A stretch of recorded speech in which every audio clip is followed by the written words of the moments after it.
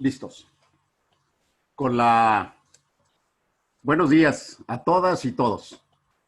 Con la venia de todas y todos ustedes, vamos a dar inicio a esta conferencia magistral que dictará la doctora Lisbeth Xochitl Padilla Sanabria, quien es la presidenta de la Comisión de Política Criminal del Congreso Nacional de la Abogacía.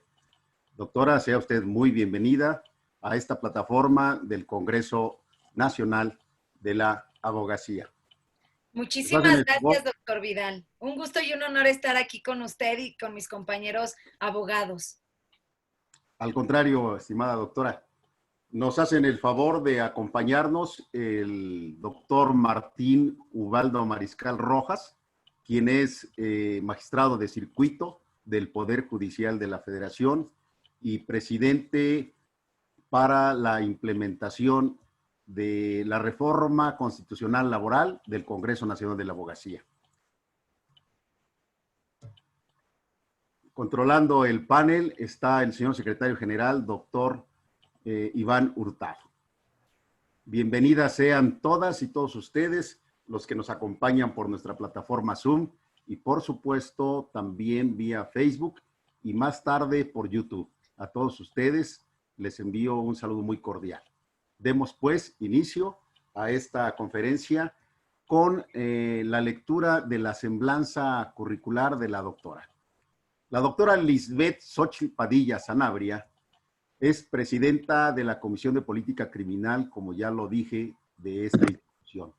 Es licenciada en Derecho por la UNAM, con mención honorífica, maestra en Derecho también por la misma institución, con mención honorífica, diplomada en Derechos Humanos y Sistema Penal por la UNAM, doctorada en Derecho por la UNAM, postdoctorado en Derecho por el CONACYT para investigadores de alto nivel académico, doctora en Derecho Penal por el Centro de Estudios Superiores en Ciencias Jurídicas y Criminológicas, doctora en Política Criminal y Ciencias Penales por el Centro de Estudios Superiores en Ciencias Jurídicas y Criminológicas, investigadora del Sistema Nacional de Investigadores, Consejo Nacional de Ciencia y Tecnología, postdoctora e investigadora en Derecho por la Benemérita Universidad Autónoma de Puebla, estancia de investigación en la Universidad de Sevilla, España, estudió Derecho Penal en George August University, Göttingen, candidata a Fiscal Nacional Anticorrupción, estancia de investigación postdoctoral en la Universidad de Salento, Italia, profesora de posgrado en Derecho y en Política Criminal de las Facultades de Estudios Superiores de Acatlán y Aragón de la UNAM, profesora del posgrado en Ciencias Jurídicas en la Universidad del Distrito Federal, hoy Ciudad de México, profesora de maestría en el INACIPE, docente certificada para impartir en el nuevo sistema de justicia penal, así como los cursos para jueces, agentes del Ministerio Público y defensores aprobados por el Consejo de Coordinación para la implementación del sistema de justicia penal. Además, es autora de más de cuatro libros y diversos artículos a nivel nacional e internacional. Se dice fácil, toda una trayectoria, doctora, postdoctora, especialista en Derecho Penal, en Criminología, en Política Criminal, que es la materia que nos ocupa el día de hoy. Haré una breve introducción sobre lo que implica o representa la política criminal. Filosóficamente, en el contrato social se establece el vínculo entre el Estado y la sociedad, la necesidad de ceder parte de nuestros derechos naturales en aras de una protección. ¿Cuál es la responsabilidad natural del Estado a través de su gobierno? La protección del gobernado, la seguridad jurídica, la certeza jurídica del gobernado. En este orden de ideas podemos definir coloquialmente la política criminal como el conjunto de respuestas que un Estado a través de su gobierno estima necesario o necesarias adoptar para hacerle frente a conductas consideradas reprochables o causantes de perjuicio social con el fin de garantizar la protección de los intereses esenciales del Estado y por ende del gobernado.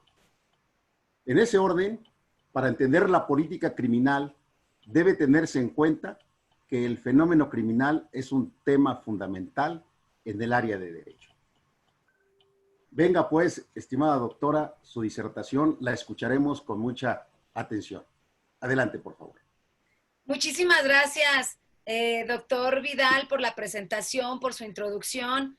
Abrazo fraternalmente al magistrado que nos está acompañando, al señor magistrado que nos está acompañando, y bueno, a todos los colegas que están aquí con nosotros para efecto de observar, de escuchar, de analizar y por supuesto de poner a debate todas las ideas que yo traigo con respecto pues a los trabajos que vamos a hacer en el Congreso Nacional de la Abogacía con respecto a la solicitud de implementación de políticas criminales para aquellas conductas delictivas, o pudiéramos decir descripciones de hechos delictivos o tipos penales, bueno, pues que se consideran de mayor impacto en la sociedad mexicana.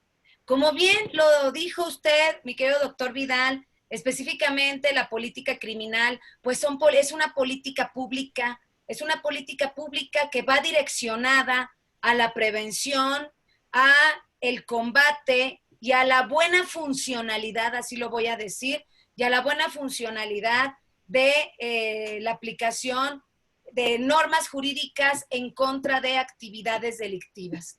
Y he de decirles a todos mis compañeros abogados que están aquí que este ámbito, esta área del Colegio Nacional de Abogados, bueno, pues va a direccionar sus esfuerzos, bueno, con gente que además yo llevo trabajando muchísimos años y que además son especialistas en los temas, va a direccionar sus esfuerzos a efecto de mostrar y proponer políticas criminales necesarias para nuestro país. Y es así como nos percatamos que desde la perspectiva sociológica, ¿verdad? Desde la perspectiva social, México tiene un gran problema con determinadas ramas delictivas. Yo no quiero decir que unas sean más importantes que las otras, sino que hay algunas o hay unas a las cuales se les debe dar especial prioridad para la creación de determinadas políticas criminales.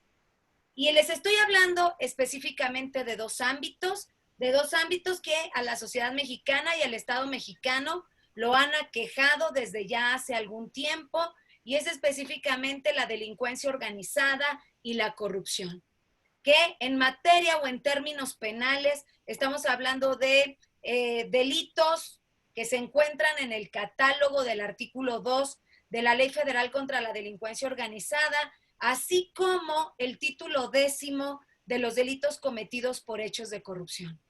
Desde esta perspectiva, nos parece, porque, insisto, no es un trabajo individual, sino es un trabajo colectivo, es una investigación, además de propuestas y además de aplicación de la norma jurídica en equipo, con todo mi equipo, que bueno, pues ya ustedes, mis queridos colegas, irán conociendo en el transcurso del tiempo.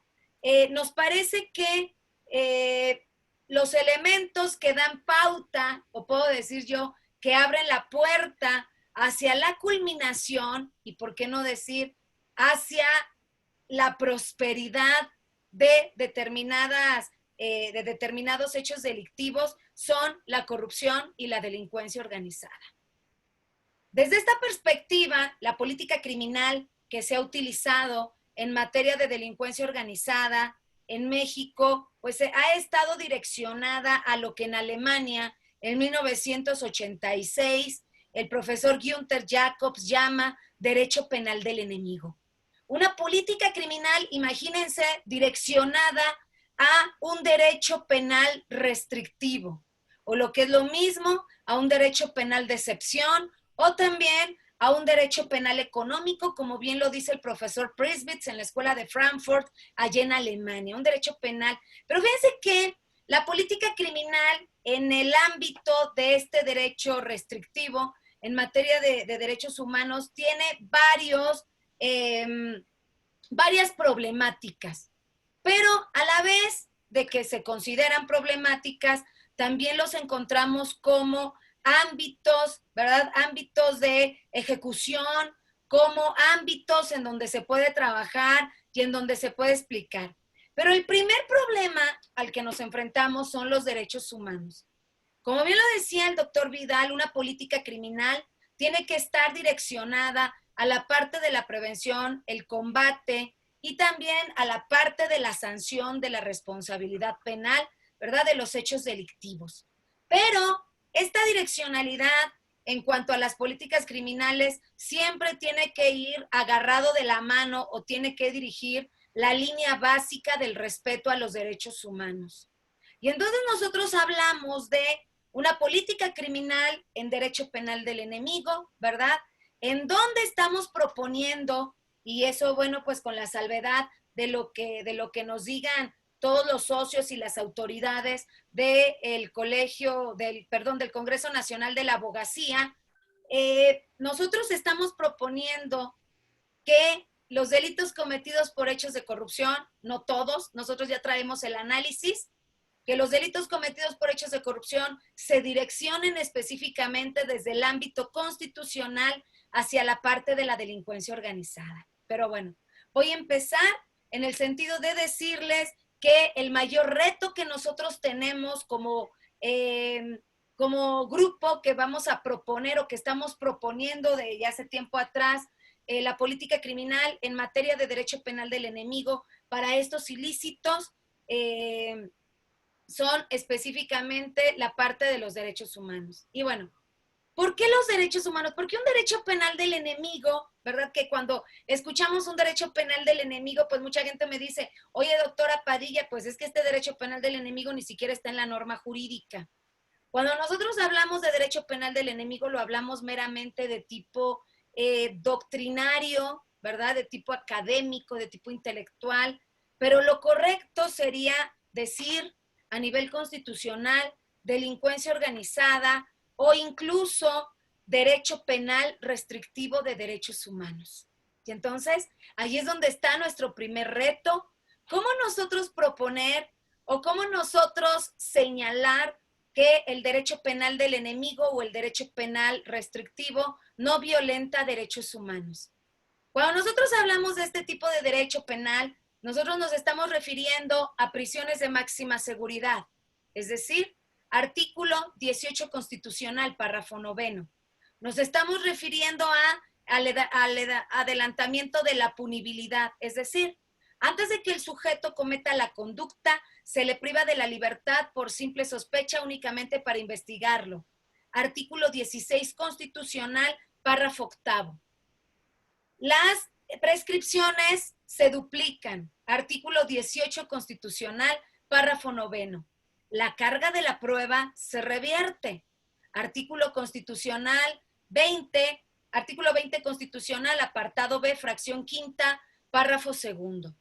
Se permiten los testigos protegidos a cambio de información.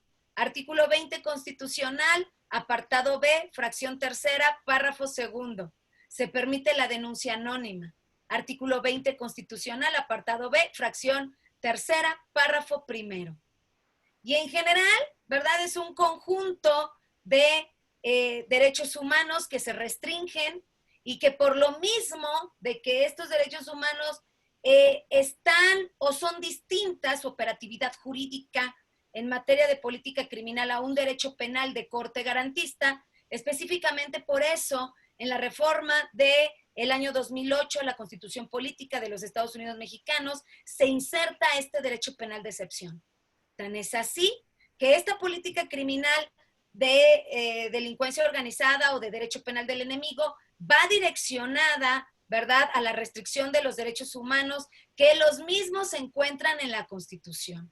Y que además el propio tipo penal de delincuencia organizada dada la funcionalidad y operatividad que se requiere en materia procesal, como por ejemplo son la aplicación de técnicas especiales de investigación, como la intervención de comunicaciones, la intervención de cuentas bancarias, financieras, entregas vigiladas, seguimientos de personas, agentes infiltrados, etcétera. Bueno, pues encontramos el tipo penal en la propia Constitución. En el artículo 19 constitucional, párrafo 9, encontramos la descripción del hecho delictivo de delincuencia organizada, ¿verdad? Es decir, cuando 3 o más personas se organicen de hecho con el fin de realizar, ya sea permanente o reiteradamente, los delitos que se encuentran en el catálogo del artículo 2 de la Ley Federal contra la Delincuencia Organizada. Y bajo esta perspectiva, nosotros no debemos olvidar, por eso yo quiero darle énfasis a este tipo de derecho penal como política criminal, porque me parece que la mayoría del gremio se direcciona al derecho penal acusatorio, es decir, un derecho penal de corte garantista. Quien tiene la carga de la prueba, ¿verdad?, será específicamente el fiscal. En derecho penal del enemigo, bueno, pues la carga de la prueba la tendrá el sujeto que está siendo imputado, por supuesto, mediante investigaciones y mediante pruebas juris tantum. En virtud de que la propia Constitución prevé la restricción al ejercicio de los derechos humanos. Y no solamente la Constitución, sino también tratados internacionales de los cuales el Estado mexicano sea parte.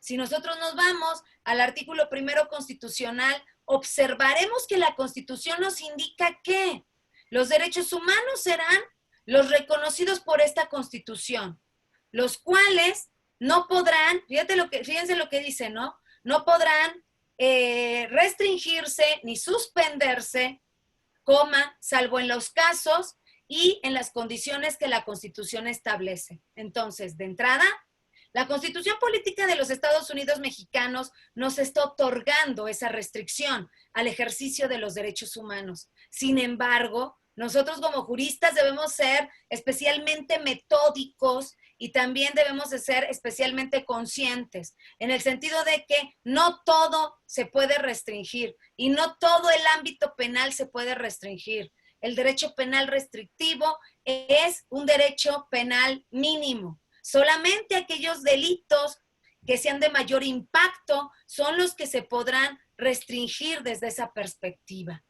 Y bueno, pues si el Congreso, ¿verdad?, la Cámara de Diputados, senadores, utilizan este derecho penal restrictivo que encontramos en la Constitución, lo utilizan para promover o para crear políticas criminales de corte restrictivo al disidente, ahí estamos mal. Un ejemplo de ello es precisamente la reforma penal fiscal, que en noviembre del año 2019, bueno, pues se eleva a nivel de delincuencia organizada en el artículo 2, fracciones 7 bis y fracciones 7 ter, con respecto a los delitos de defraudación fiscal y de las facturas que en materia fiscal están cubriendo actos inexistentes. Bajo esa perspectiva, insisto, el ámbito del derecho penal restrictivo es un derecho penal de eliminación social.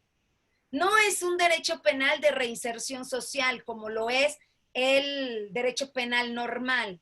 En este sentido, el profesor Günther Jacobs, que bueno, pues es reconocido a nivel internacional como el ideólogo número 1 del derecho penal del enemigo, el profesor Günther Jacobs nos indica que el derecho penal del enemigo es un derecho de guerra. Ajá, es un derecho de guerra. La finalidad de la pena no es la reinserción del sujeto. La finalidad de la pena es la propia existencia de la norma jurídica.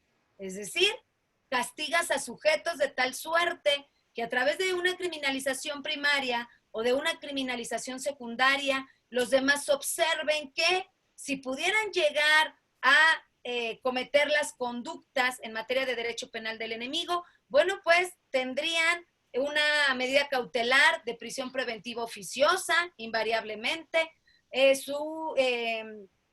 donde su internamiento a nivel proceso y a nivel sentencia sería específicamente en una prisión de máxima seguridad.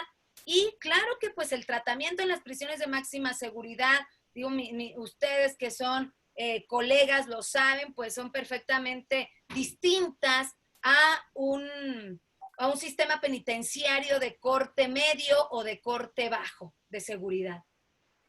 Entonces, también es importante señalar que las políticas criminales que nosotros tenemos que dirigir con respecto, que tenemos que proponer como gremio, con respecto a la aplicación de este derecho penal del enemigo, también tienen que estar argumentadas, fundadas y motivadas desde la perspectiva de la convencionalidad. Porque el Estado mexicano, a propósito de las reformas, ¿verdad?, en materia de derechos humanos del año 2011, el Estado mexicano, bueno, pues se compromete y forma parte de un sistema interamericano en materia de derechos humanos.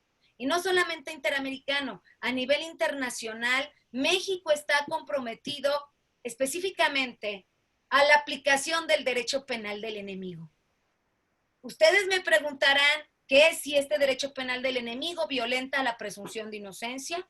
Entendida la presunción de inocencia en el ámbito del artículo 20 constitucional apartado B fracción primera, el cual indica que toda persona es inocente hasta en tanto no se dicte una sentencia emitida en su contra por el juez de la causa. Bueno, pues el derecho penal del enemigo no violenta la presunción de inocencia porque el sujeto sigue siendo considerado inocente, se le da un tratamiento de inocente, pero el ámbito procesal es restrictivo. El sujeto tiene derecho a un debido proceso, el sujeto tiene derecho a un defensor, tiene derecho a ofertar pruebas, tiene derecho a la duplicidad del término constitucional, tiene derecho a ser oído, tiene derecho a una audiencia inicial, a una vinculación, a una audiencia intermedia, a la parte, sus abogados tienen derecho también a los criterios de oportunidad en términos del artículo 32 y 33 y adelante de la Ley Federal contra la Delincuencia Organizada. Es decir, al sujeto que está siendo procesado en materia restrictiva en derecho penal en México, tiene todos los derechos que puede tener una persona que no está dentro de la esfera del derecho penal del enemigo, con la salvedad de que por el impacto social que causan esas conductas delictivas, ciertos derechos se les restringen. Entonces, a nivel convencional, la propia Convención Americana de Derechos Humanos en su artículo 30 prevé la restricción al ejercicio de los derechos humanos. Así es. Es decir, el derecho penal restrictivo puede ser incluso reconocido por cualquier estado a nivel sistema interamericano, como lo hace el derecho mexicano, y siempre y cuando lo haga en su constitución, y por supuesto que no violenta la Convención Americana de Derechos Humanos. Incluso el profesor Jacobs en una de sus obras decía que el derecho penal del enemigo debía ser aplicado en un estado democrático.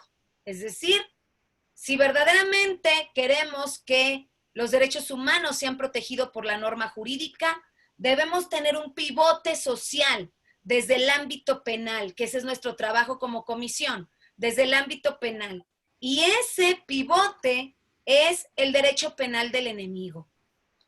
Por supuesto que a nivel internacional tenemos varias convenciones, las cuales nos van a ayudar muchísimo para realizar esta argumentación de la propuesta que nosotros traemos para efecto de implementar las políticas criminales en materia de derecho penal del enemigo, específicamente en el ámbito de delincuencia organizada y en el ámbito de combate a la corrupción, tales como una que México firma y ratifica el 19 de abril del año de 1990 y que podemos considerar como la madre de la Ley Federal contra la Delincuencia Organizada, que bueno, ustedes saben, en el Diario Oficial de la Federación se publica el 7 de noviembre de 1996. Y les estoy hablando específicamente de la Convención de las Naciones Unidas contra el tráfico ilícito de estupefacientes y sustancias psicotrópicas.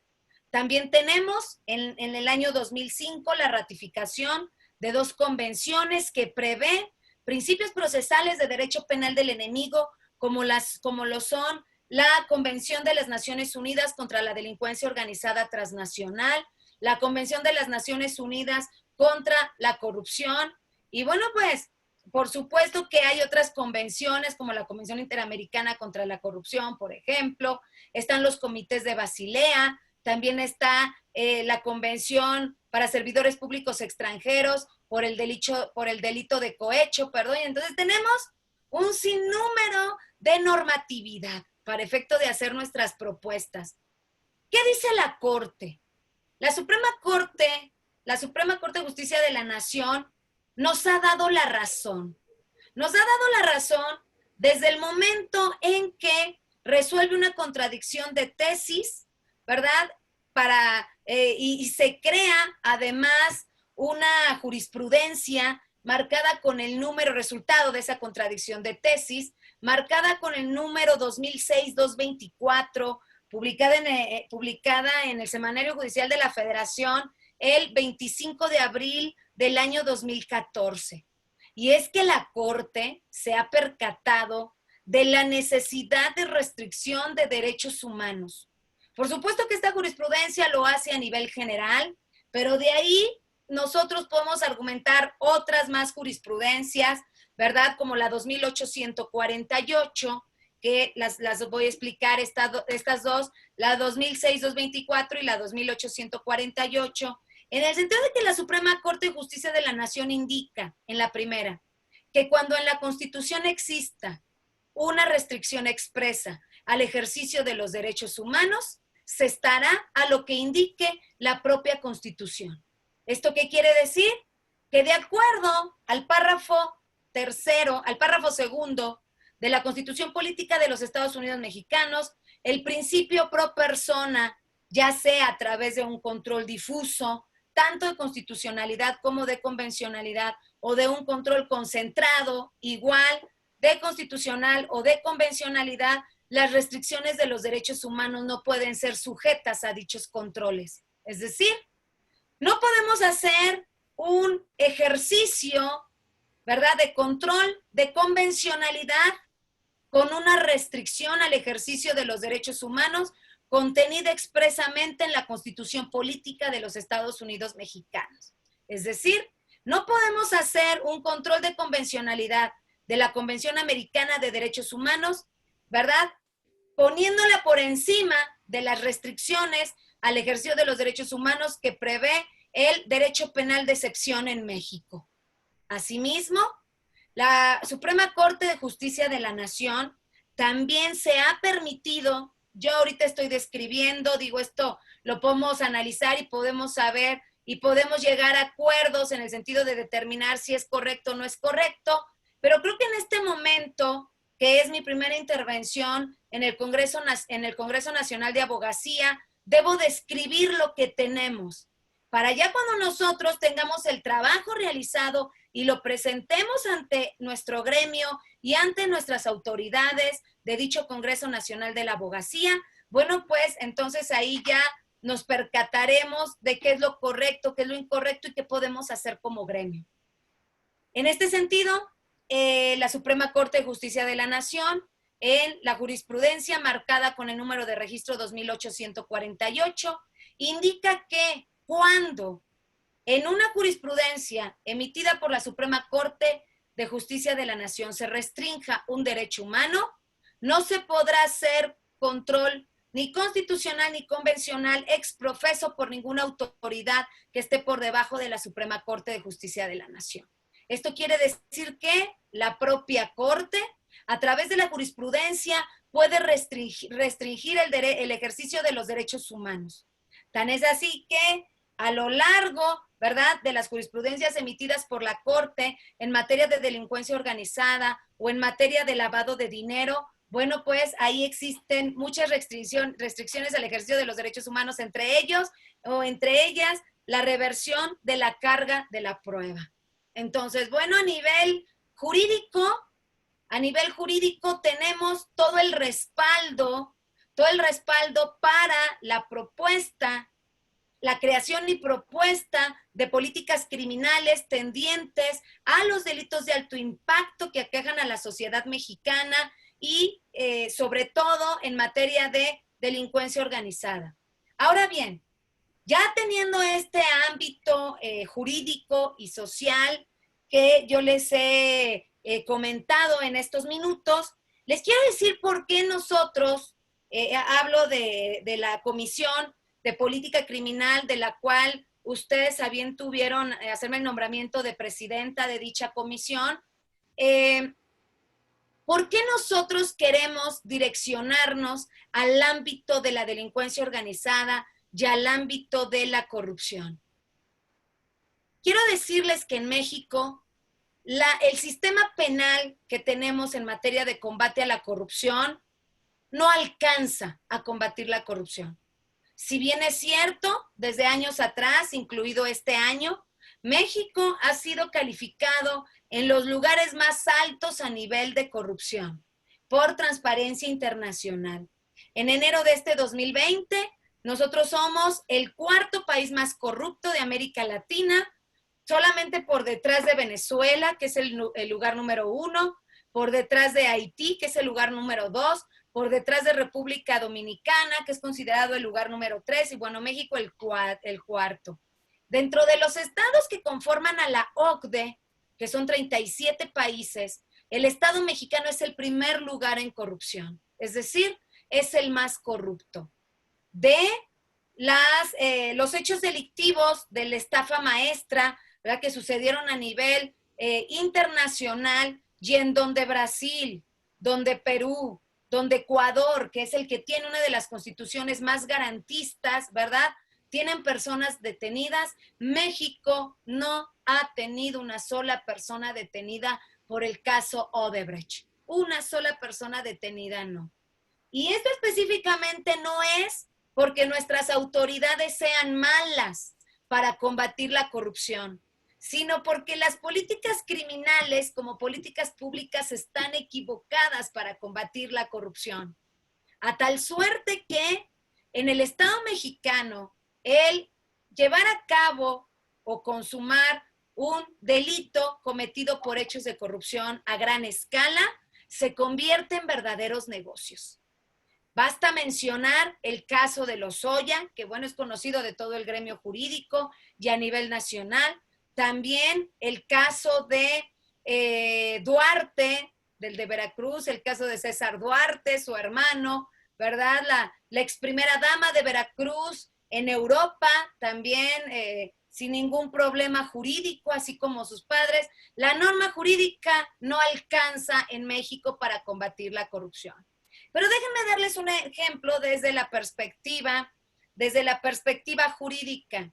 Los delitos cometidos por hechos de corrupción contenidos en el título 10º del Código Penal Federal, ¿verdad? Me voy a ir a la parte federal. Las penas son extremadamente bajas. Y no porque yo considere que con una pena, ¿verdad?, se pueda resolver el problema de la corrupción. No, no, no. O sea, yo no estoy diciendo que vamos a proponer en las políticas criminales que tengamos penas hasta de 50 años por un acto de corrupción. No. Sino que simplemente la propia norma jurídica alimenta la corrupción. Ejemplo, dentro de los delitos de mayor impacto en materia de combate a la corrupción, tenemos específicamente a 4, ¿no? Específicamente.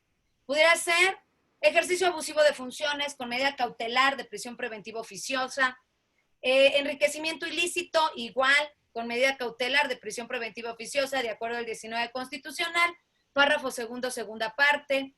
El delito de cohecho con medida cautelar pudiera ser periódica, pudiera ser prisión preventiva justificada, pudiera ser económica. Igual así el delito de peculado, cohecho peculado.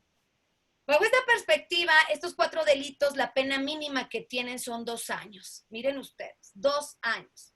Si nosotros hablamos de la operatividad del sistema penal, entonces nos vamos a percatar que existen terminaciones anticipadas, ¿verdad?, del procedimiento.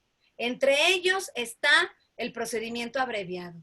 Un procedimiento abreviado que encontramos a partir de los artículos 201, 202, 203 y adelante del Código Nacional de Procedimientos Penales, y en los cuales específicamente en el párrafo 3º del artículo 202 prevé que cuando el sujeto declare que ha cometido el delito, es decir, confiese y además repare el daño, entre comillas, repare el daño, porque por supuesto que la reparación del daño va a ser en función de lo que el Ministerio Público puede investigar sin las técnicas especiales de investigación que se pudieran utilizar en delincuencia organizada, es decir, no puede intervenir comunicaciones, no puede intervenir cuentas bancarias, etcétera. Entonces, con la poca información que tenga la Fiscalía, bueno, es como se va a reparar el daño. Y eso, si no hay específicamente un acto de corrupción también en ese sentido, ¿no? Entonces, les comento que en el caso de un procedimiento abreviado, la condena o la sentencia sería 1 año 4 meses. Y como se trata de una pena que no alcanza los 4 años de prisión, pues el sujeto estaría fuera sin ningún problema. Inhabilitaciones, incluso que prevé el 212 del Código Penal Federal, hasta de 20 años, pero que son irrelevantes de acuerdo al beneficio económico que obtienen estas personas. Es decir, una inhabilitación en materia penal, y además tendríamos que cuidar el principio non bis in idem por las inhabilitaciones en materia administrativa disciplinaria, bueno, pues es irrelevante con respecto a los 800 millones de dólares, ¿verdad? Que por ahí alguna fuente en una revista indicaba que Duarte, recluido hoy en el reclusorio norte, se había llevado. Es decir, a cambio de 800 millones de dólares, con procedimientos abreviados de penas tan bajas, con un ámbito de corrupción a primer lugar de la OCDE, en prisiones de mediana seguridad, ¿verdad? O de baja seguridad, de mediana o baja seguridad, y además con penas bajas, un acto de corrupción en este país se convierte en un verdadero negocio. En un verdadero negocio. Tan es así que los criterios de oportunidad que prevé el artículo 256, ¿verdad? Del Código Nacional de Procedimientos Penales, fracción quinta, que es de acuerdo a la protección de testigos o el criterio de oportunidad por un testigo, por ejemplo, que indique información, bueno, pues a él no se le va a iniciar acción penal. Solamente fungirá como testigo para efecto de que señale a la otra persona, se presente en las audiencias y arreglado. Y eso, gremio, yo les quiero decir, mis queridos colegas juristas, les quiero decir que a nivel nacional se está aplicando y se está aprovechando de este criterio de oportunidad para que determinados sujetos que cometen actos de corrupción queden impunes a través de la norma jurídica y que esta norma jurídica los purifique.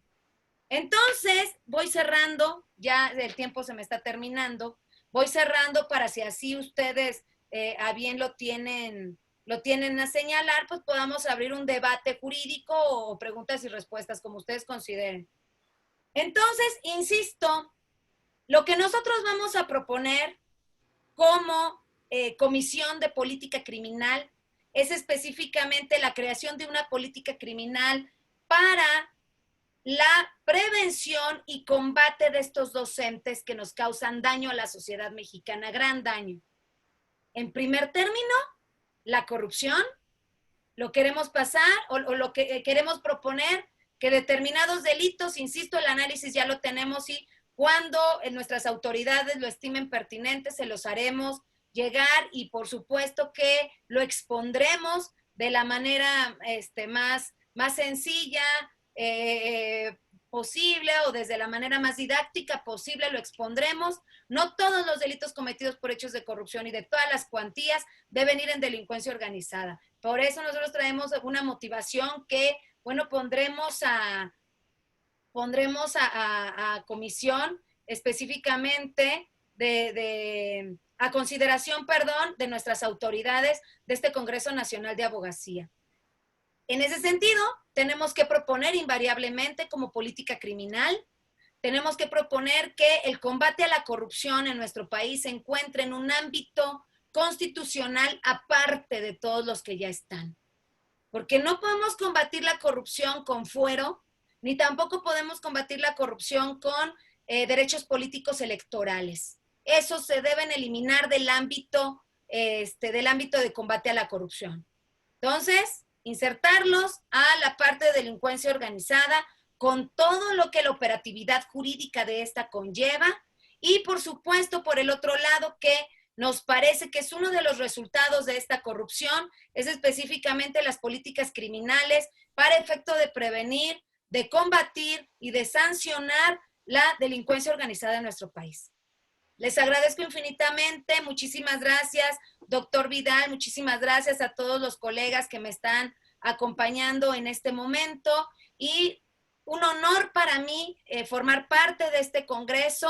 Traemos muchísima esperanza, traemos muchísimas ganas de trabajar.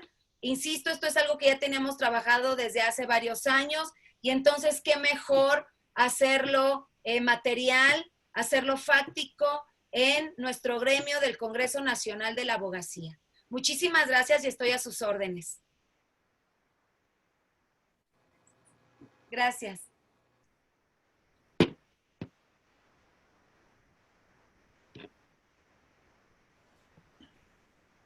Al contrario, estimada doctora, muy bienvenida a este Congreso Nacional de la Abogacía, donde puede tener la certeza de que todas sus propuestas serán analizadas con acuciosidad y, por supuesto, en su oportunidad podemos presentarlas en un Congreso Nacional de la Abogacía con este tema específico, donde usted es presidenta, para que, si se legitima de esta manera, sea propuesto como proyecto de ley, por supuesto, sin menoscabar la autoría, por supuesto. Podemos estar o no de acuerdo en muchas cosas, pero eso es menester analizarlo objetivamente, con todos los enfoques disciplinarios, ¿sí? Aplicando metodologías transdisciplinarias, multidisciplinarias, interdisciplinarias. Sabemos que esto es complejo. Sabemos que determinar la culpabilidad de un probable es muy complejo. Intervienen elementos subjetivos y objetivos.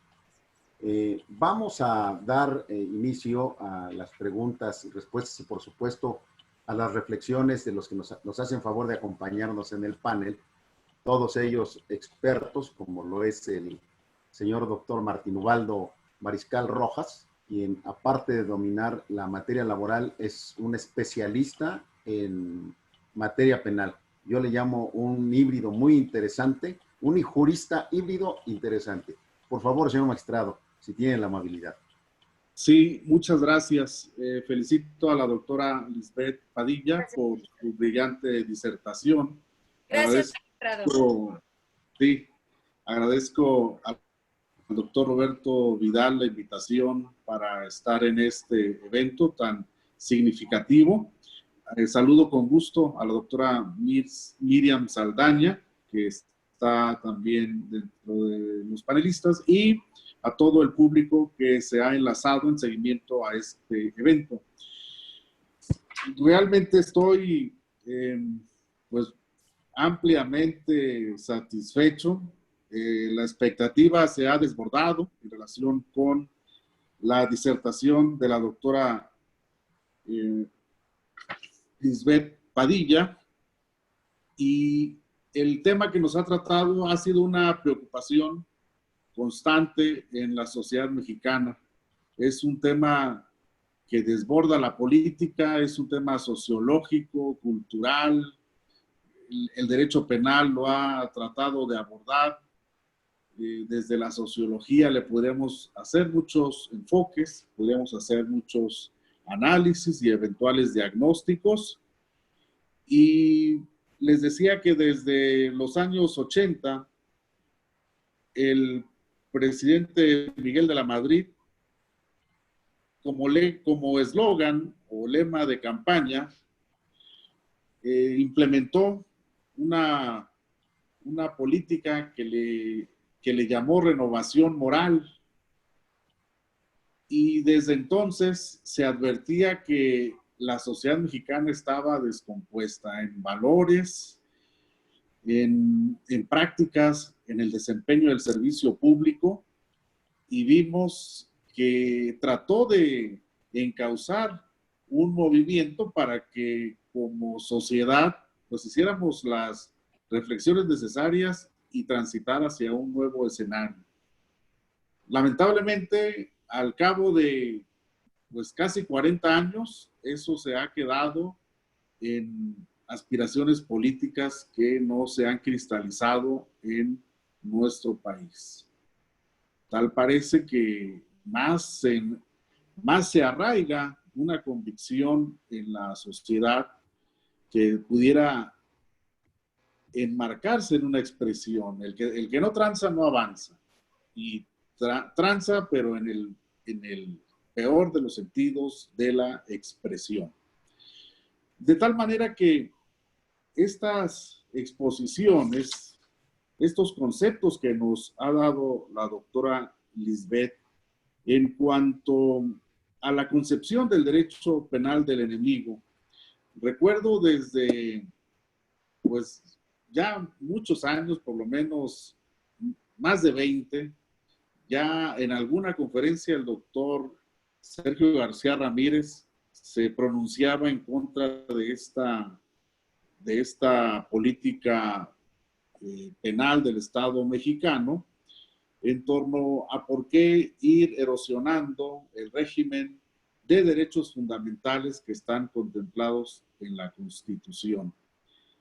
Y es un debate vigente, nos lo acaba de poner de manifiesto nuestra expositora, y en verdad, diríamos, con un régimen desbordante de los derechos fundamentales, podríamos aspirar a tener un combate efectivo de la delincuencia organizada y también del tema de la corrupción. Seguramente esto nos va a dar para llenar más páginas de libros, para llenar más horas de estos eventos, y tendremos que seguir explorando este escenario. El hecho de que se nos esté rankeando en los primeros lugares de los países más corruptos, pues esa no es una distinción que nos guste como sociedad. Y desde esta óptica, todos estamos obligados a aportar con nuestro mejor esfuerzo. Pero aquí también viene la reflexión, y esto se dijo hace unos días en alguna publicación de Twitter. A ver, tenemos un derecho penal del enemigo y un derecho penal del amigo. Es para la reflexión. Nosotros estamos viendo cómo se está moviendo todo el aparato de administración pública y la manera en que esto está trascendiendo a nuestra sociedad. Esa es la mejor concepción que pudiera estar trascendiendo hacia nuestra sociedad, una justicia selectiva. Es en verdad una tarea muy profunda para el Estado mexicano en este momento. Se toma, como hace 40 años, como hace casi 40 años, una bandera de lucha y de combate a la corrupción, y sin embargo van quedando como quedaron en aquel tiempo muchos claroscuros, de tal manera que nuestra sociedad sigue deseosa de ver ese efectivo combate a la corrupción. Y hablaba de algo que a mí me llamó mucho la atención, hablaba de esto nuestra invitada, en torno a la insuficiencia de la norma jurídica como una de las variables a las que tendría que atenderse para el análisis y el diagnóstico de la eficacia, eficiencia en el combate a la corrupción. Y aquí habría que decirlo, sí, las penas resultan suaves, los criterios de oportunidad las suavizan más, pero también la aplicación de esos criterios de oportunidad en delitos relacionados con la corrupción tiende a crear un coto de impunidad todavía mayor. Es decir, así como se dijo en la disertación, a través de estos procedimientos abreviados, esa va a ser la pila, ya no digamos bautismal, sino reivindicatoria, la pila de purificación de quien ha incurrido en este tipo de actos. Es un aspecto muy, muy importante, porque en este aspecto también habría que decirlo, no solo la insuficiencia de la norma jurídica, sino los criterios jurisdiccionales que se aplican en el sistema acusatorio. Es decir, parece que los criterios que se utilizaban en el procedimiento escrito, el formalismo del que estaba permeado el procedimiento escrito o el sistema penal tradicional, trascendieron a la praxis del sistema acusatorio. Nos hemos quedado a la saga en explorar temas que ya se vienen practicando en otras latitudes. Por ejemplo, y aún sin desconocer que pueda haber ya unos visos de que estamos mirando hacia allá, pero por ejemplo, yo recuerdo la teoría del hallazgo inevitable que se utiliza en otras latitudes para, pues, si no soslayar formalidades o formalismos, pues lo cierto es que las autoridades encargadas de la prevención del delito, cuando llevan a cabo detenciones, en situaciones donde efectivamente es inevitable no darse cuenta, ¿por qué no privilegiar el hecho material en sí mismo y no tuviera que ceder el formalismo? El formalismo como vertiente del criterio jurisdiccional es un camino a la impunidad. ¿Por qué? Pues porque genera en la sociedad esa percepción. Ya desde, vaya, ¿cuántas administraciones vienen criticando el quehacer jurisdiccional en torno a la falta de un juzgamiento material, donde se privilegian las formas encima de la materialidad de los hechos? El 17 constitucional, con la inclusión del tercer párrafo, donde se establece que los jueces deben resolver materialmente las controversias por encima de los formalismos, sin soslayar el debido proceso, debe, desde mi punto de vista, tomarse como una invitación para que el juzgador mexicano, como categoría gremial, vaya transitando, alejándose del formalismo como vertiente de política judicial. Ya una política de juzgamiento en efectivo, ¿verdad? Ya en relación con los hechos. Es cierto, es difícil hablar de estos temas, es difícil tocarlos, sobre todo cuando, vaya, pues sí somos jueces de derechos fundamentales o juzgadores de derechos fundamentales. Sin embargo, no debe soslayarse esta necesidad de ir transitando hacia un modelo de juzgamiento donde, respetando las implicaciones del debido proceso, se transite aún en estas materias, como la materia penal, a un juzgamiento más material, donde la constante no sea el formalismo. Ya la sociedad, creo que por eso no cree en el sistema de justicia. Y la sociedad no distingue entre jueces y procuradores, ¿verdad? O investigadores o fiscales. Para la sociedad, el tema de justicia parece que mayormente lo mete del mismo cajón, porque para el caso es lo mismo que al detenido lo haya capturado un policía y mañana lo suelte un juez, le da lo mismo. La sociedad tiene esta percepción de este aparato de justicia, porque sí sabemos que son independientes las procuradurías y los poderes judiciales. Sin embargo, para la sociedad resulta exactamente lo mismo. Es decir, no hay diferencia al final que el detenido, lo reitero, lo haya capturado la Procuraduría a que posteriormente lo suelte un juez. La percepción de impunidad es la misma.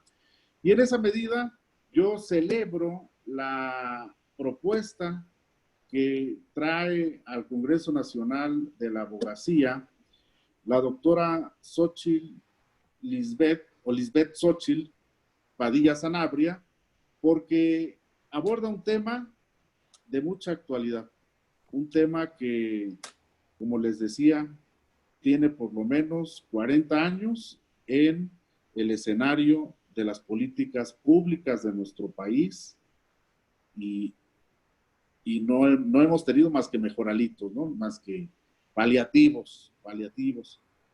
Entonces, estos temas y los planteamientos que nos hace en relación, por ejemplo, con un acto de corrupción de los 800 millones de dólares que, por ejemplo, mencionaba como un referente, pues perdónenme, pero eso no es como quien se llevó un paquete de hojas de la oficina y entonces no tendría por qué estar incluido en esos criterios de oportunidad que le permitirían, pues vaya, salir con una sonrisa de oreja a oreja al presunto infractor, ¿verdad? Sobre todo que un criterio de oportunidad parte de la base de aceptar la responsabilidad. Entonces, yo celebro ampliamente esta propuesta. Esperemos que pronto pueda cristalizar en una iniciativa impulsada por este Congreso Nacional de la Abogacía y reitero mi felicitación por la brillante exposición de nuestra invitada. Muchas gracias. Gracias a usted, magistrado. Con mucho gusto. Gracias, querido magistrado. Creo hoy a las 18 horas tenemos como conferencista al doctor Carlos Cuenca Dardón. Su tema es el procedimiento acusatorio adversarial y sus peligros. Los panelistas están cordialmente invitados. Nos gustaría mucho que nos hiciera favor de acompañarnos, doctora. Claro que sí, con todo gusto, doctor. Será muy interesante. Claro que sí. Yo agregaría a algo muy simple, a la voluntad política. El tema es política criminal.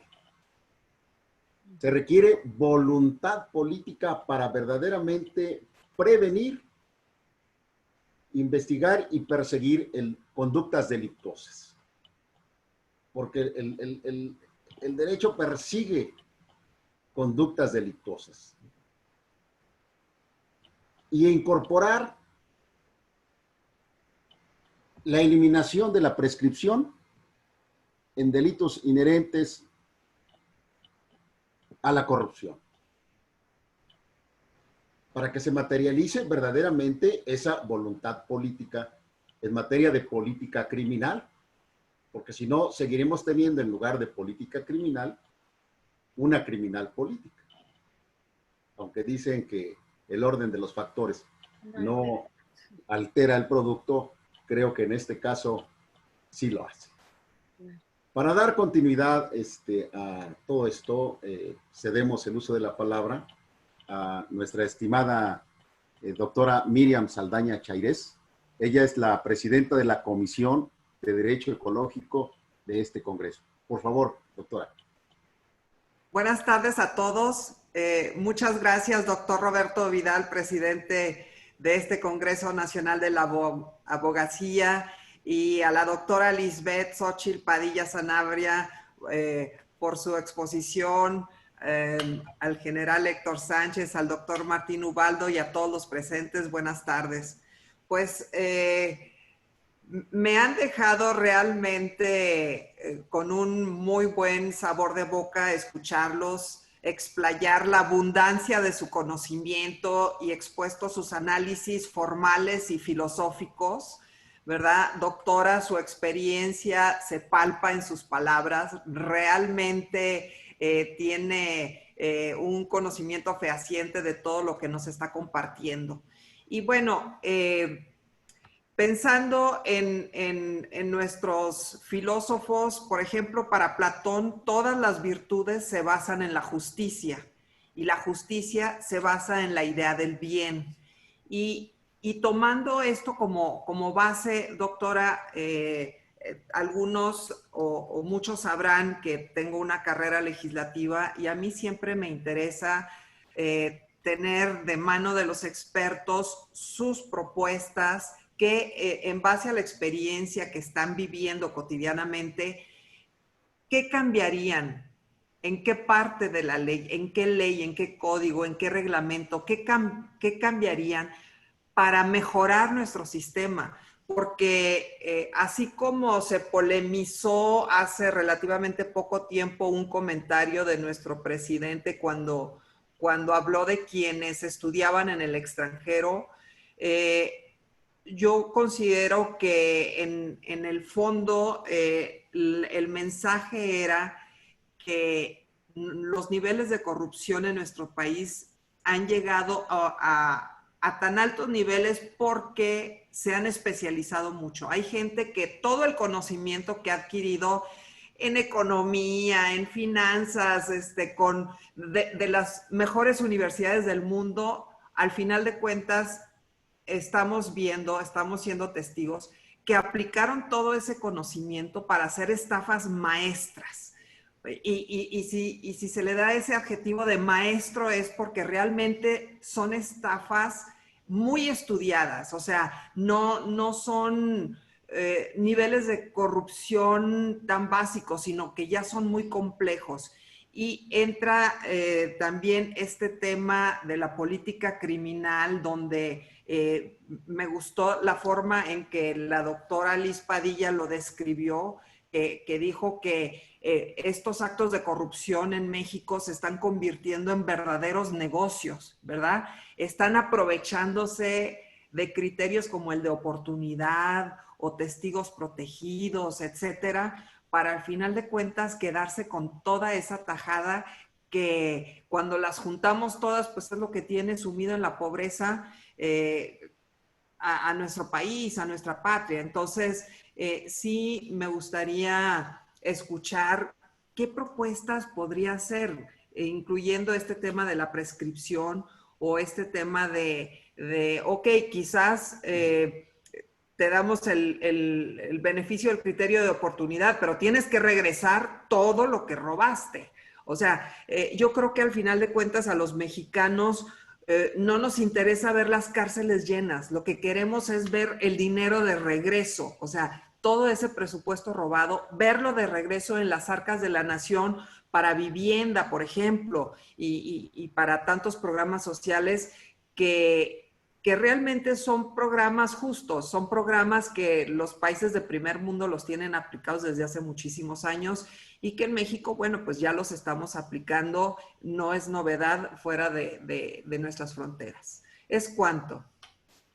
Muchas gracias, doctora. Regresamos el uso de la palabra a la doctora Lisbeth Xochitl Padilla, por si quiere. Sí, claro. Gracias, doctor Vidal. Doctora Miriam, qué gusto saludarla. Un gusto y un honor saludarla, doctora. Muchísimas gracias por la pregunta.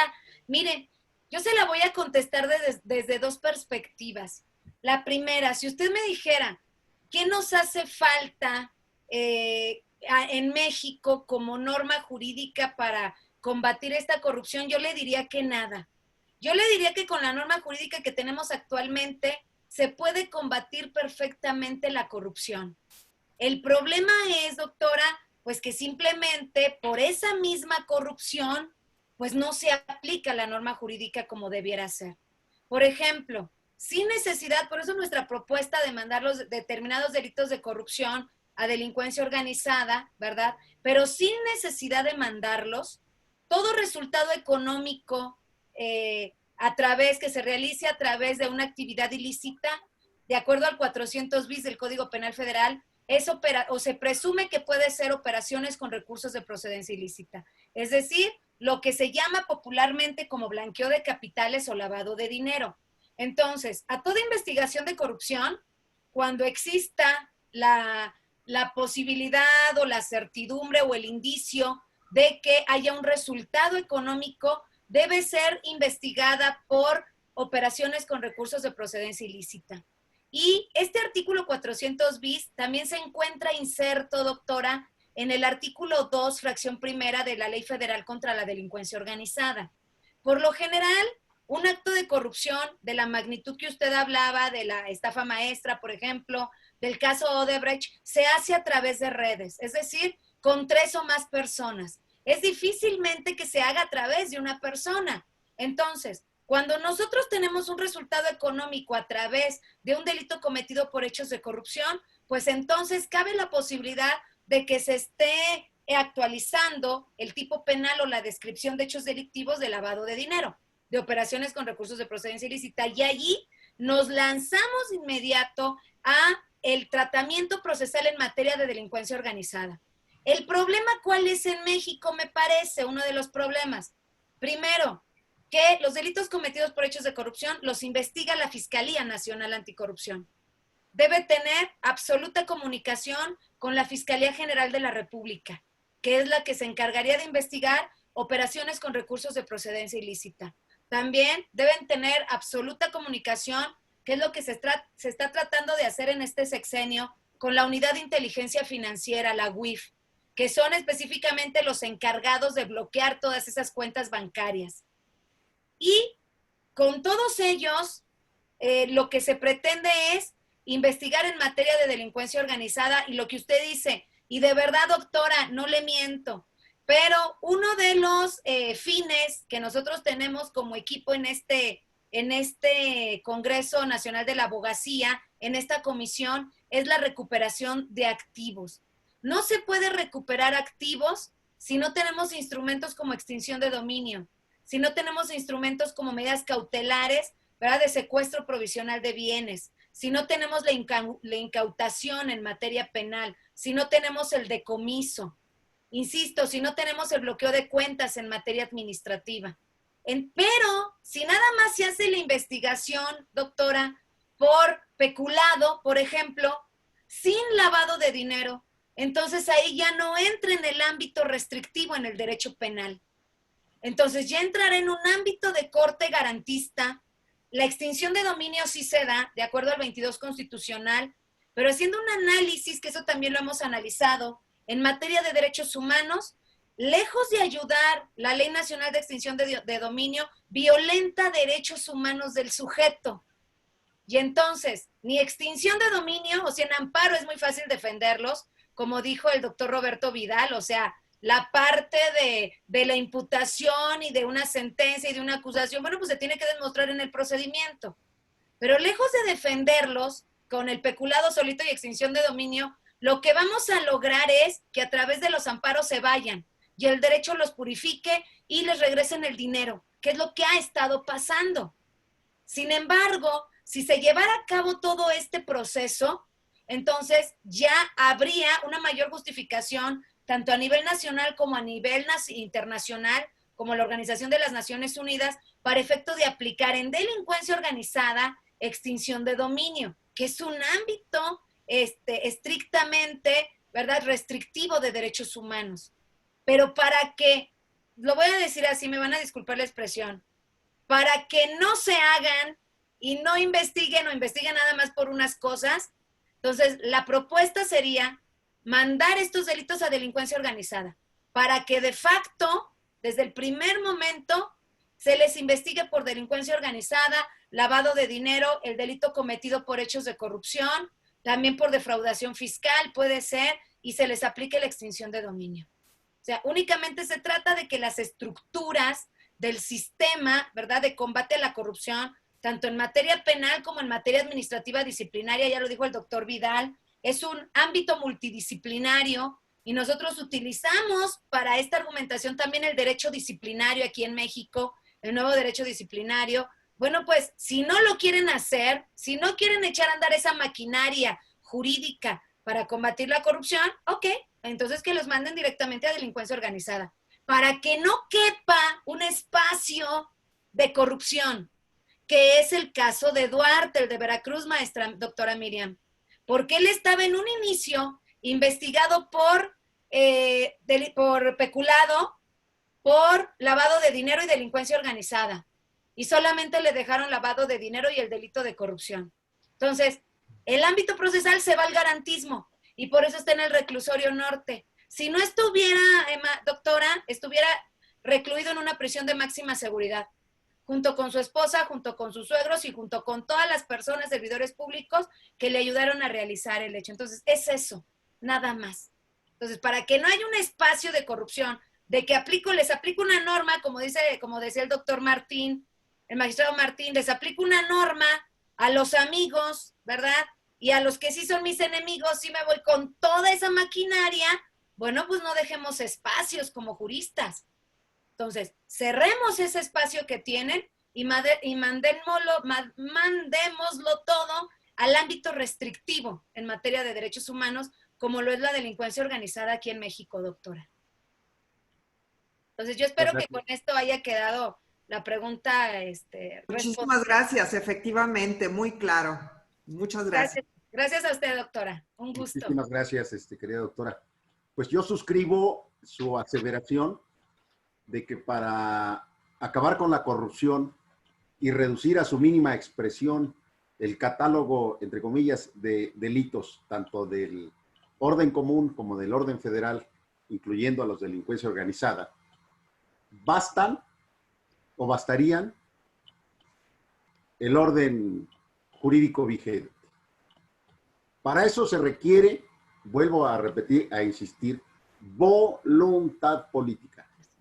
Retomando la expresión y los conceptos del señor magistrado Martín Ubaldo, con respecto a la renovación moral de la sociedad, eslogan de la campaña de 1982 del presidente, en ese entonces candidato Miguel de la Madrid, desde ese entonces se identificaron las dos causas que generaban la impunidad, es decir, la ausencia de sanción.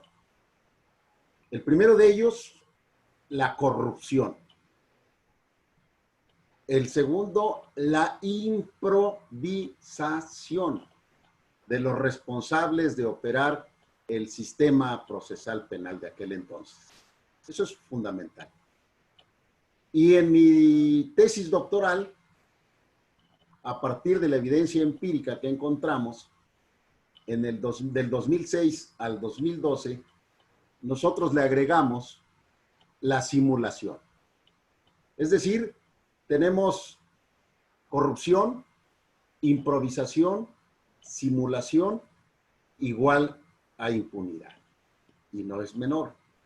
Por esa razón tenemos que abrevar a las bases del derecho. ¿Cuáles son estas? La primera de ellas, por supuesto, la filosofía del derecho. Que si bien es cierto, muchos de sus principios pueden parecer inalcanzables, resultan estos como la estrella polar. Seguramente no los alcanzaremos, pero nos guiarán y nos llevarán a buen puerto. El segundo de ellos, usted acaba de tratarlo, la dogmática jurídica, donde se incorpora, entre otras cosas, las diferentes corrientes sistemáticas jurídico-penales, como puede ser en su origen el causalismo, el finalismo, el funcionalismo, ¿verdad? Y algo que es fundamental, también lo tocó el señor magistrado, la sociología. La disciplina responsable de medir la eficacia social del derecho. Vincular el ámbito del deber ser con la realidad. Porque una cosa es lo que vemos, lo que sentimos, lo que sucede en esa realidad, y otra cosa es lo que escuchamos. Entonces, de ahí deviene la importancia que tiene el ejercicio profesional de la abogacía. Lo he dicho y lo reitero. El orden jurídico es fundamental para establecer las bases de desarrollo y por ende de bienestar de cualquier comunidad. Con el derecho todo, sin el derecho nada. Pero para eso, ese derecho debe de estar vinculado a una realidad. No se puede disociar. Fin de mi acotación. Veo en la pantalla la presencia del general Héctor Sánchez Gutiérrez, que tiene apagado su video y su micrófono, pero sabemos que nos está escuchando. No sé si quieras hacer uso de la palabra, general. El general Sánchez Gutiérrez es el presidente del Consejo de Honor y Justicia de este Congreso. Te escuchamos. Gracias, Roberto. Una excelente exposición con mucha claridad, el lenguaje jurídico manejado como debe de ser y el planteamiento que expusieron tanto Martín, la querida Miriam, y tú, Roberto, me parece que han complementado perfectamente bien el tema. Lo importante es que encontremos que exista la voluntad, como dijo Roberto, y la decisión política.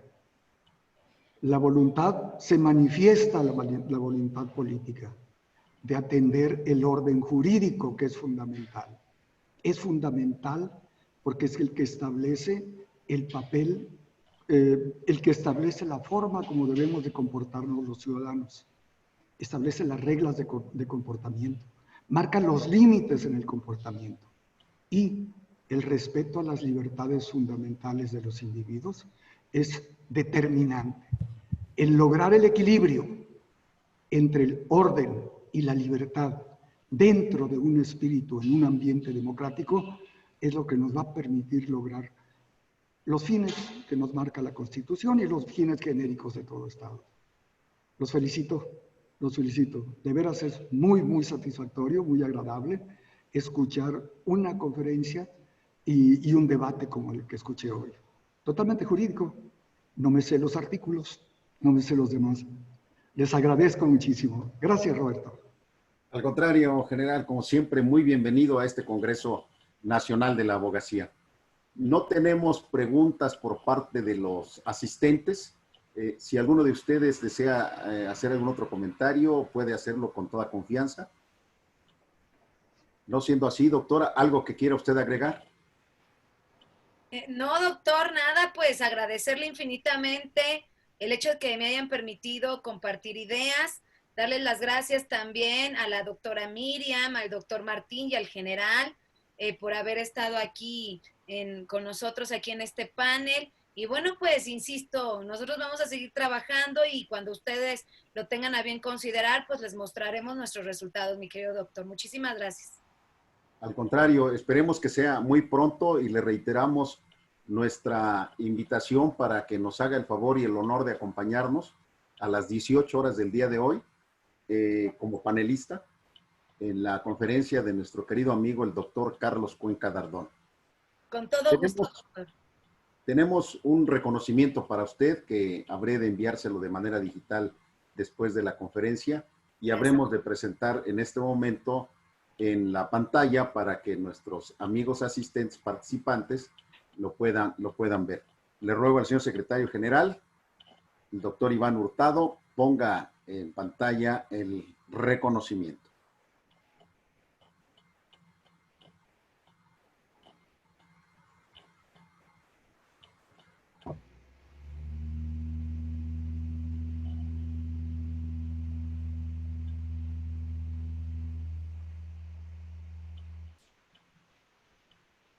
Es lento, pero seguro. Sí. Ahí está. Muchísimas gracias. Ahí está. Con todo respeto, con todo cariño, doctora, de nueva cuenta, le felicitamos por su brillante conferencia de excelencia. Insisto, podemos estar de acuerdo o no, pero finalmente eso es lo que enriquece el debate, lo que enriquece las ideas, y de ahí seguramente habremos de sacar conclusiones que sean base para la para el restablecimiento del orden público y por ende del orden jurídico en este país. No tenemos la menor de las dudas. A mí no me resta más que agradecer la presencia, por supuesto, de la doctora Lisbeth Xochitl Padilla Sanabria, de la doctora Miriam Saldaña Chairés, de nuestro querido amigo, el señor magistrado Martín Ubaldo Mariscal Rojas, y de nuestro también querido amigo, el general de división, diplomado Estado Mayor y doctor honoris causa, Héctor Sánchez Gutiérrez, especialista en seguridad nacional, por supuesto. La participación de todos los asistentes, un saludo muy cordial. Les reitero mis mejores deseos y les deseo una feliz tarde. Muchas gracias a todos y a todas. Gracias a usted, doctor. Gracias a todos. Un honor para mí. Muchísimas gracias. Gracias. Buena tarde a todos. Buena tarde. General. Muchas gracias. Bonita tarde a todos. Bonita tarde, Miriam. Hasta luego. Hasta luego. Hasta luego, doctor. Mi querido Martín. Gracias. Hasta luego, general.